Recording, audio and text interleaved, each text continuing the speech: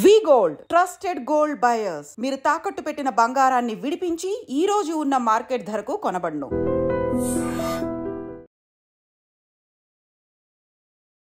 అందరికీ నమస్కారం. Welcome to I dream. నేను మీ ఝాన్సీ.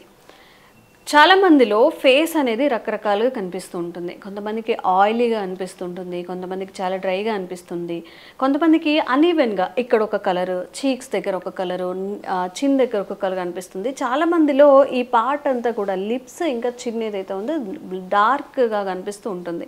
అంటే మనం ముఖంతో పోలిస్తే ఇక్కడ కొంచెం డార్క్గా నల్లగా అనిపిస్తుంది. అండ్ ఎక్కువగా ఉండే సమస్య కళ్ళ కింద చాలా నల్లగా అనిపిస్తూ ఉంటుంది.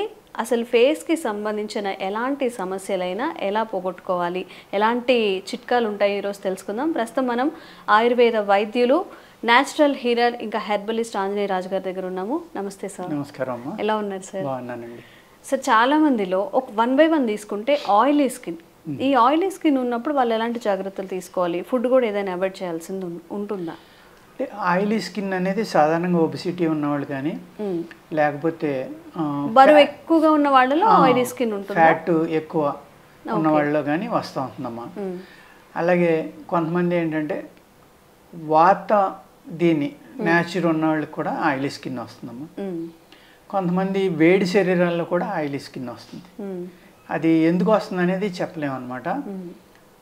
సాధారణంగా ఏంటంటే యవ్వనంలో వచ్చే యవ్వన పిటికలు అంటాం, అది ఆ టైంలో ప్రొడ్యూస్ అయ్యి దీనివల్ల వస్తూ ఉంటాయమ్మా. కొన్ని ఆర్గాన్స్ కొత్తవి రావడం కానీ, వాటిల్లో రకరకాల ఫ్లూయిడ్స్ రావడం కానీ, ఫ్యాట్ని ఎక్కువ రిలీజ్ చేయడం కానీ ఆ టైంలో స్త్రీల్లో ఎక్కువగా కనబడతాయి అమ్మాయి. కొంతమందికి 30-40 ఏళ్ళు వచ్చినా కూడా ఉంటాయి. అవి గిల్లడం వల్ల ఏమవుతుందంటే గుంటలు పట్టడం కానీ, కలర్ డిస్కలర్ రావడం కానీ ఇలాంటివి జరుగుతాయి, నల్లగా అయిపోవడం. వీటికంటే ఆయుర్వేదంలో చాలా మంచి చెట్టుగా ఉంది కానీ అమ్మ అందరికీ పడదన్నమాట. అది ఏ విధంగానంటే పసుపు, జిల్లేడు పాలు కలిపి రాస్తే కనుక అద్భుతంగా పనిచేస్తుంది. ఎటువంటి మచ్చలైనా పోతాయి. ఎక్కడ మచ్చలు ఉంటే అక్కడ జస్ట్ అక్కడ మాత్రమే అప్లై చేసుకోవాలి. ఎందుకంటే అది చాలా వేడమ్మా. రెండు జిల్లేడు పాలు భయంకరమైన వేడి, పసుపు అంతకంటే వేడి.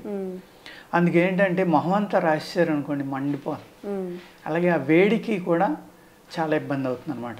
అందుకేంటంటే ఎక్కడైతే మీకు వచ్చిందో అక్కడ కనుక ఈ రెండాటితోటి చేసుకున్నామా జాగ్రత్తగానే ఆ పులిపిర్ల పైన, అదే మన పింపుల్స్ పైన, లేకపోతే చిన్న చిన్న ఎక్కడైనా ఉన్న చోట మచ్చలు లాంటివి ఉన్న చోట రాసుకుంటే కూడా ఆ మచ్చలు తగ్గుతాయండి.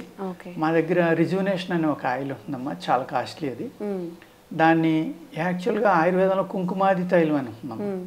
ఆ కుంకుమాది తైలం అమ్ముతున్నారు కానీ ఇప్పుడు కూడా అందులో మీకు గోరోజన్ అని అది కంపల్సరీగా కలపాలి. గోరోజన్ అంటారు. అది తులం 1,00,000 నుంచి 1,50,000 అవుతుందమ్మా. దొరకదు కూడా అది. అది చాలా కాస్ట్లీ ఎక్స్పోర్ట్ కానీ లేకపోతే ఎక్కడ దొరకని బ్యూటీ ప్రొడక్ట్స్లో అది వాడుతూ ఉంటారండి. అంత ఎఫర్ట్ చేయగలిగిన వాళ్ళకే ప్రత్యేకంగా కొన్ని కంపెనీలు ఉన్నాయమ్మా, వాళ్ళు దాంతో చేసి అమ్ముతూ ఉంటారు. దాని కాస్ట్ మీకు అర్థమైంది కదా ఇప్పుడు. అలాగా డబ్బు లెక్కలేదు, నేను అందంగా ఉండాలి అనుకున్న వాళ్ళకి మట్టుకే అటువంటి వాటితోటి కొన్ని మెడిసిన్స్ చేయొచ్చు అండి. అది చాలా గొప్ప గొప్ప ఈ బ్యూటీ క్లినిక్లు కానీ బ్యూటీ ప్రొడక్ట్స్, అంటే ఒక క్రీమ్ 50 grams ఉందనుకోండి, అది ఒక 30,000 50,000 ఇలా అమ్ముతూ ఉంటారు. అందరూ కొనుక్కోలేరు, అందరూ అఫోర్డ్ చేయలేరు. అది అటువంటి వాటిలో వాడతాం. ఆ కుంకుమ తైలం అనేది పూర్వం ఏంటంటే ఈ ప్రైసులు లేనప్పుడు అది ఈజీగా దొరికే టైంలో గోరోజనం అనేది మన పూర్వీకులు వాడిపోరాం. సార్ ఇది సర్కాస్టిక్ అంటుంటారు, అదేనా సార్? ఆ వర్డేనా? నీ దగ్గర గోరోజనం చాలా ఎక్కువ ఉంది అంటూ ఉంటారు కదా. అవునండి. అది ఎందుకు అంటారంటే గోరోజనం అనేది ఆవు యొక్క గాల్ బ్లాడర్లో ఉండే స్టోన్ అమ్మ. అది ఆవు యొక్క పిత్తంలో ఉండే, మనకి స్టోన్స్ ఎలా ఫామ్ అవుతాయి అలా స్టోన్స్ ఆవు కూడా ఫామ్ అవుతుంది.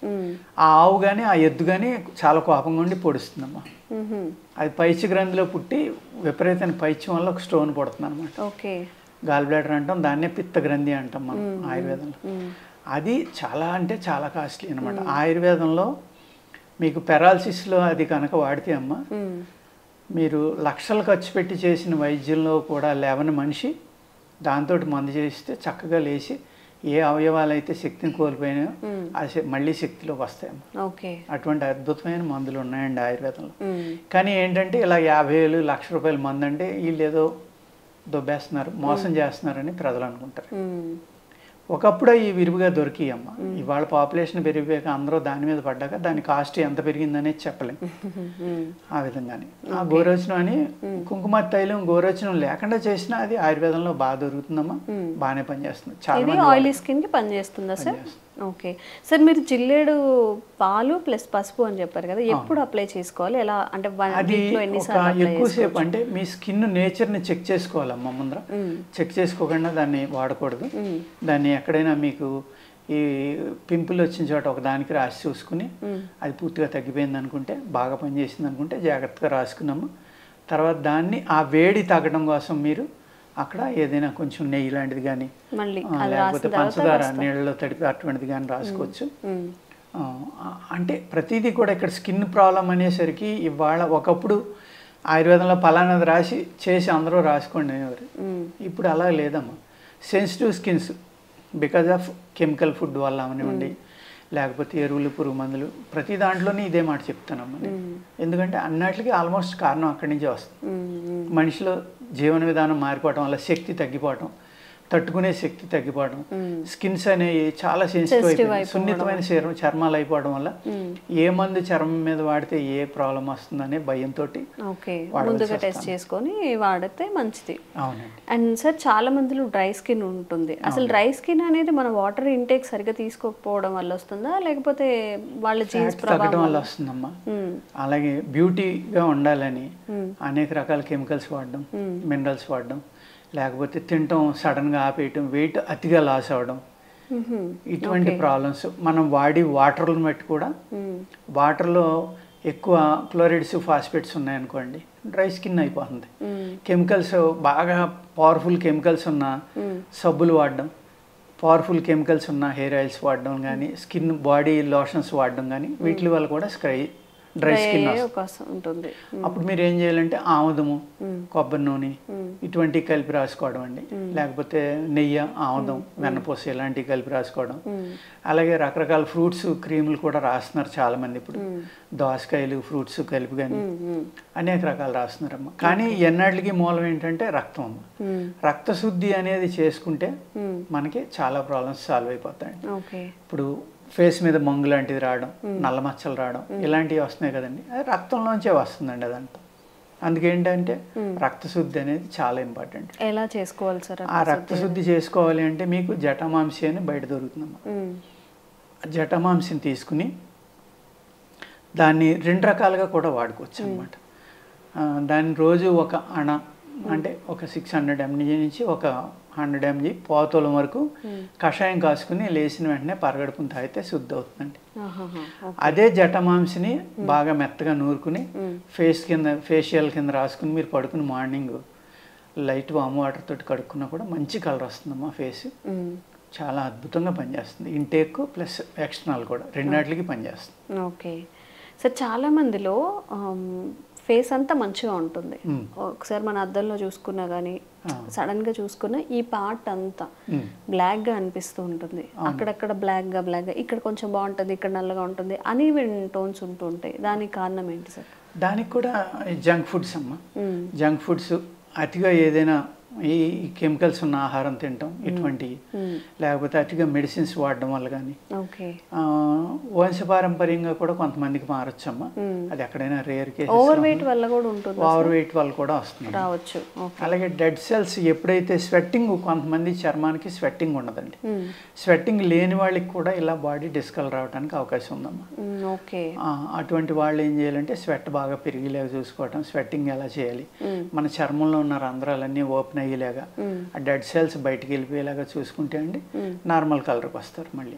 ఓకే, కళ్ళ కింద బ్లాక్ గా అయిపోతూ ఉంటుంది సార్, దానికి ఏమైనా చిట్కా ఉందా? దానికి చెంగల్వ కోస్టు అని ఉంటుందమ్మా. ఆ చెంగల్వ కోస్టు అనే దాన్ని తీసుకుని జాగ్రత్తగా తెచ్చుకున్నమ్మా. దాన్ని గంధం తీసుకుని పడుకునేటప్పుడు కంటిలోకి వెళ్ళకుండా ఈ కింద రాసుకుని పడుకుంటే కనుక మీకు ఆ ఉబ్బు కానీ ఆ కలర్ మారటం కానీ అది తగ్గుతుందమ్మా. నెక్స్ట్ ఏంటంటే మీకు తలకి కంపల్సరీగా చలవ చేసేవి రాసుకోవాలమ్మా. ఆ కళ్ళ దగ్గర నల్లబడిది ఏమవుతుందంటే స్ట్రెస్ వల్ల ఎక్కువ బాడీలో ఉన్న శరీరంలో ఉన్న వేడి వల్ల కూడా అది చుట్టూరు నల్లబడుతుందండి. నల్లబడినప్పుడు ఏం చేయాలంటే మీరు దానికి చల్లదనం అనేది తగలాలి అంటే ఆయుర్వేదంలో ఎదురుప్పు అని ఉంటుందమ్మా. దాన్ని ఏమంటారంటే వంశల్లో వచ్చని అంటారు. కానీ అది వాటర్లో అంత గమ్ముని కరగదు. బాగా చాలా స్మూత్గా నూరుకోవాలి, కంటిలో పడినవ్వకూడదు, చాలా జాగ్రత్తగా అనమాట. ఆ వెదురుప్పు, అదేవిధంగా కొంచెం మెంతులు, లేకపోతే హార్ట్ కర్పూరం, భీమసేన కర్పూరం అంటారు, అది చలవ చేస్తుంది. లోపలికి కూడా చలవ చేసి ఆహారాన్ని తీసుకుంటామా. అతిగా మసాలాలు అవి తినటం మానేసి ఈ చలవ చేసి పదార్థాలు ఏ అయితే ఉన్నాయో అటువంటి బాగా కూలింగ్ అవ్వాలి అనుకున్నప్పుడు గంధం ఒకటి చాలా బాగా పనిచేస్తున్నాం. మంచి గంధం మీరు డైలీ రాసుకుని కనుక మీరు నిద్రపోతే ఉదయం లేవగానే జాగ్రత్తగా కడుక్కుంటే అది చర్మాన్ని ఆ వేడి అనేది బయటికి పంపేయటం వల్ల స్లోగా ఇక్కడ డిస్కలర్ అనేది పోతుందమ్మా. ఈ గంధం అనేది ఏం చేస్తుందంటే ఒకవేళ ఆ చర్మంలో ఏమన్నా బ్యాక్టీరియా లాంటిది ఉన్నా కూడా దీని యొక్క వాసనకి అది బయటికి వెళ్ళిపోతుంది.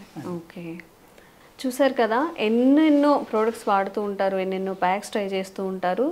సార్ ఇప్పుడు ఏవైతే చెప్పారో ఎవ్రీ ఆయుర్వేద స్టోర్లో దొరుకుతాయి కదా సార్, ఇప్పుడు మీరు ఏవైతే మెన్షన్ చేశారో అవన్నీ కూడా అది తెచ్చుకోవచ్చు. స్టోర్లో దొరుకుతాయి, ఆయుర్వేద స్టోర్స్ కాదు, మూలికలు అమ్మే దుకాణాలు ఉంటాయి, ఓకే, వాటిలో దొరుకుతాయండి. ఇప్పుడు నేను చెప్పాను కెమికల్స్తో నిండిపోయిన క్రీమ్స్ కన్నా మన ఆయుర్వేదంలో చక్కగా ప్రకృతి పరంగా వచ్చినవి యూస్ చేసుకుంటే మన గ్లో అనేది ఇంకా రెట్టింపు అవుతుంది, ఎలాంటి సైడ్ ఎఫెక్ట్స్ కూడా రాకుండా ఉంటాయి. అండ్ ఇంకెలాంటి స్కిన్ సమస్యలకి మీరు పరిష్కారం కోరుకుంటున్నారో కామెంట్స్ రూపంలో తెలియజేయండి, తప్పకుండా వీడియో చేసే ప్రయత్నం చేస్తాం. Thank you sir, thank you so much.